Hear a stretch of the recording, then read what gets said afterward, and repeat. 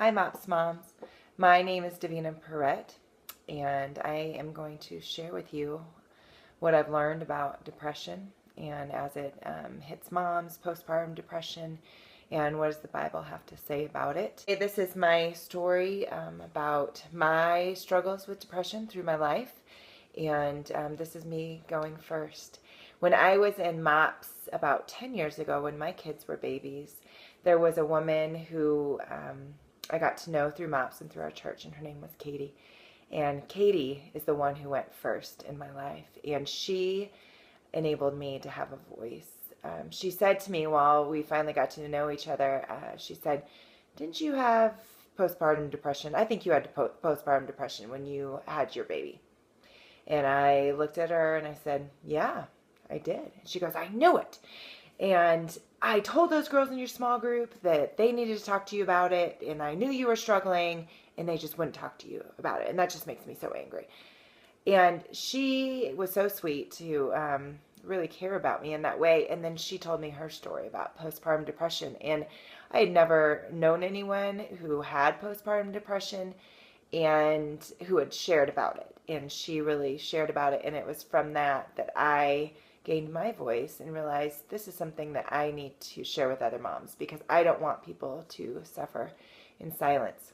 Psalm 40, 1-3 says, "I waited patiently for the Lord. He inclined to me and heard my cry.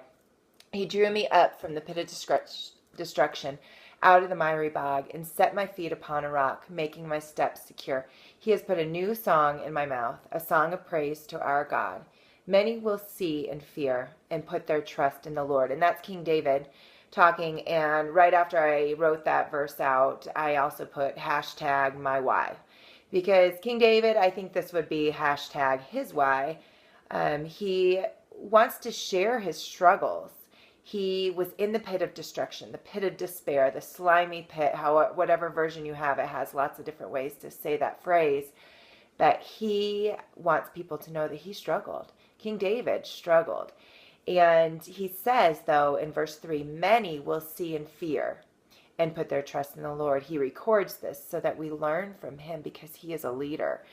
And what's even better about that is he's a king and he is a type of one to come, of Jesus, the ultimate King of Kings who did come. And so David sets the example by sharing, these are the struggles that these are the things that I struggle with. And Jesus, it says that no temptation, every temptation hit Jesus that was known to man. He never sinned, but he struggled with every temptation. And he, I'm sure, felt all of these different emotions. So, let love be the loudest, be gutsy.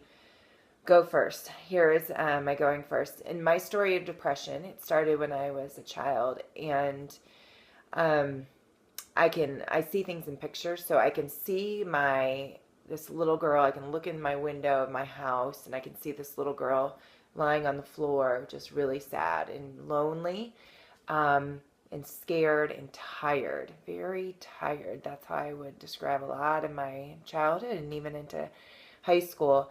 I did not have emotive words to be able to describe those things. When I got married and we ended up in counseling, which I'll tell about in just a minute, I had about 3 or 4 emotive words, and those weren't even really emotive words. I could say I was frustrated, I was stressed out, I was tired, I was angry. That's about that was my limit of my vocabulary. And so growing up, I didn't know how to express what I was feeling. My depression returned when I had my first child. And the doctor had warned us about postpartum depression, but you read all those things in the books of what to expect when you're expecting, and you read about them, but you don't really necessarily believe them until it happens to you. And the first few weeks of motherhood were filled with C-section recovery, a crying baby who would not latch, or a baby who slept and slept and slept and would not wake up to feed. My milk would not come in. And then we developed thrush and mastitis, which is horrible. And I had some paranoia and some anxiety attacks as well in the first few weeks after my son was born. And the crying in the middle of the night me and my child, not just the child, but me too. But every night, and just thinking, will this ever end? God, is this ever going to end? Is this the rest of my life? And I truly believed that that was the rest of my life. Right there, I had no hope, and I felt like I was in David's story in Psalm 40. I was in that slimy pit.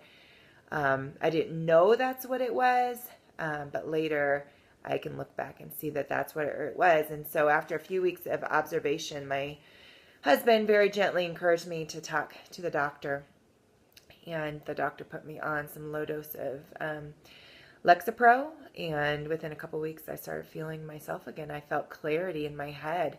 When you are in that pit, you feel very far away from God. You feel very far away from yourself, and you feel like you cannot get your head above water at all. And not necessarily that you're sinking. Some people feel like that, and sometimes I did, but that I'm trying to tread water, I'm trying, but I just cannot get my head above water. And so, but the Lexapro helped for me, for the medicine. And what I've also come to find out in the last couple of years is that I have an autoimmune disease, and I have hypothyroidism, and that those things contribute to depression and explain a lot of how my body reacts.